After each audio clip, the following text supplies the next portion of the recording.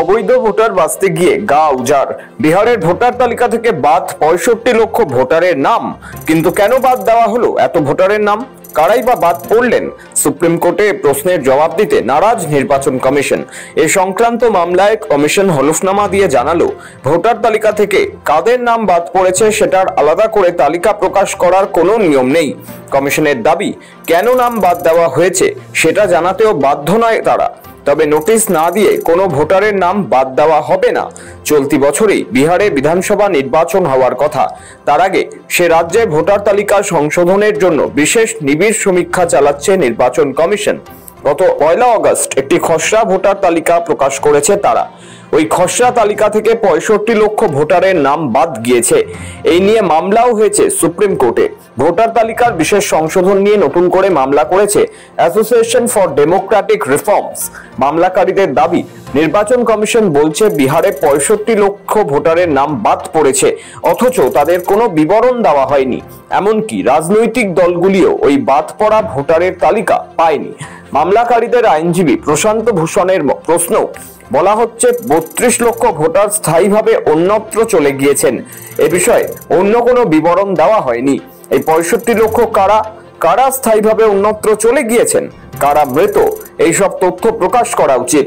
ওই মামলার প্রেক্ষিতে বিচারপতি সূর্যকান্ত, বিচারপতি উজ্জ্বল ভুইয়া এবং বিচারপতি এনকে সিং এর বেঞ্চ বলে, নিয়ম অনুযায়ী রাজনৈতিক দলের প্রতিনিধিদের এই সংক্রান্ত তথ্য দেওয়ার কথা কমিশনের। জবাবে নির্বাচন কমিশন জানিয়েছে, রাজনৈতিক দলের প্রতিনিধিদের যে সেই তথ্য দেওয়া হয়েছে সেটা তারা আদালতে দেখাতেও পারবে।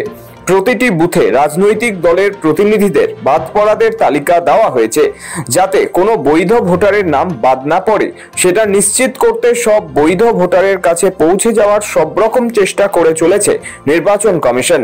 কিন্তু যারা বাদ পড়লেন তাদের তালিকা প্রকাশ করা বা আলাদা করার কোনো নিয়ম নেই। যদিও কমিশনের দাবি, বিনা নোটিশে কোনো ভোটারের নামই তালিকা থেকে বাদ দেওয়া হবে না। প্রত্যেক ভোটারকে নিজের পক্ষ রাখার সুযোগ দেওয়া হবে এবং তার নাম বাদ দিলে নির্দিষ্ট কারণও তাকেই জানানো হবে।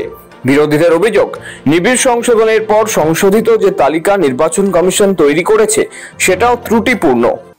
सब कुछ तय हो ही गया है कि भाई बेईमानी करना ही है, खुलेआम बेईमानी करना है। वोटर लिस्ट से लाखों का नाम काट देना है, और यही लाखों वोटर जो थे मोदी जी को वोट दिया, कई सरकारें चुनी, तब ठीक था। अब ये अचानक से गड़बड़ कहां से हो गया, यही तो सवाल पूछा जा रहा है। यानी सरकार के लोग आज खुद ही कह रहे थे कि भाई हम फर्जी चुन करके आए हैं और फिर से फर्जी चुन करके आएंगे। तो जब बेईमानी करना है तो हम लोग इस पे विचार कर सकते हैं, बॉयकॉट करने का चुनाव। Election Commission is not functioning as the Election Commission of India. Thousands and thousands of new voters.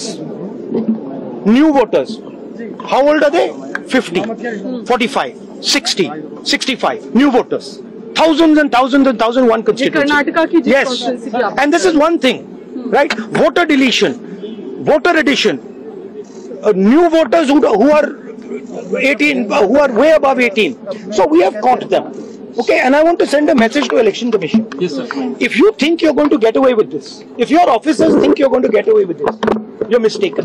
You're not going to get away with it. আমি প্রথমেই বলি যে ইলেকশন কমিশন যে কাজ করছে, আমরা বলেছি যে এটা এখতিয়ার বহির্ভূত। ইলেকশন কমিশনের ক্ষমতা বা ইলেকশন কমিশনের দায়িত্ব তখনই হয় যখন আদর্শ আচরণবিধি ঘোষণা হয়, মডেল কোড অফ কন্ডাক্ট লাগু হওয়ার পর থেকে। কিন্তু যে কাজ একটা নির্বাচিত সরকারকে এখনো প্রায় 10 মাস 11 মাস সময় রয়েছে এবং প্রায় 3 মাস 4 মাস আগে থেকে শুরু হয়েছে, 1-1.5 বছর আগে থেকে সরকারকে কাজ করতে না দেবে বলে এবং নির্দিষ্ট যে বিজেপি ক্ষমতায় রয়েছে সেই বিজেপিকে বাড়তি সুযোগ করে দেবে, যাতে বাংলার প্রকৃত বাঙালিরা, বাংলা ভাষায় যারা কথা বলে, যারা বাংলায় থাকে, তারা ভোটাধিকার প্রয়োগ করতে না পারে। প্রকৃত ভোটার যারা, তাদের ভোটের অধিকার কেড়ে নেওয়ার জন্য ইলেকশন কমিশন নির্লজ্জ ভূমিকায় নেমেছে। যদিও ভোটার লিস্ট থেকে বাতিলদের তালিকা সুপ্রিম কোর্টে দিতে নারাজ কমিশন হলফনামা দিয়ে জানিয়েছে ভোটার তালিকা থেকে কাদের নাম বাদ পড়েছে সেটার আলাদা করে তালিকা প্রকাশ করার কোনো নিয়ম নেই। ব্যুরো রিপোর্ট, সময়, কলকাতা।